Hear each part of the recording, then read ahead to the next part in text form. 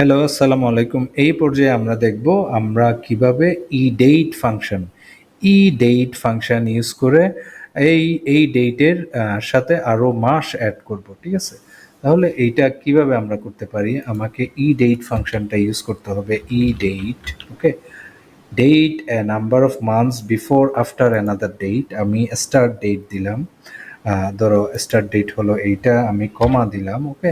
তাহলে মান্থস, আমি আমি কত মাস কি করতে চাই, অ্যাড করতে চাই, তাই না? আমি ধরো 5 মাস অ্যাড করতে চাই এখানে। তাহলে রেজাল্টটা কি দাঁড়াবে?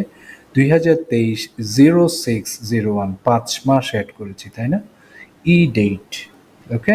তাহলে ই ডেট ফাংশন দিয়ে আমরা এই যে 2023 0601 ই ডেট ফাংশন দিয়ে আমরা কিভাবে মাস অ্যাড করতে এইভাবে আমরা চাইলে ই ডেট দিয়ে একটা মাস, আমি যত মাস চাই একটা ডেটের সাথে আমি চাইলে মাস আমরা ই ডেট দিয়ে অ্যাড করতে পারি। তাহলে ফাংশনটা হলো is equal to EDATE. আমাকে কি করতে হবে? ওই কোন মাসের সাথে আমি অ্যাড করতে চাই বা কোন ডেটের সাথে আমি এই মাসগুলো অ্যাড করতে চাই, ওই ডেটটা সিলেক্ট করতে হবে। এই ক্ষেত্রে F4, আমি ধরো F4 এর সাথে 5 মাস অ্যাড করতে চাই। তাহলে 5 মাস অ্যাড করার পর রেজাল্টটা হবে 2023 0601। আশা করছি বুঝতে পেরেছেন। নেক্সট আরেকটি ভিডিওতে দেখা হবে ইনশাল্লাহ। ভালো থাকুন। আসসালামু আলাইকুম।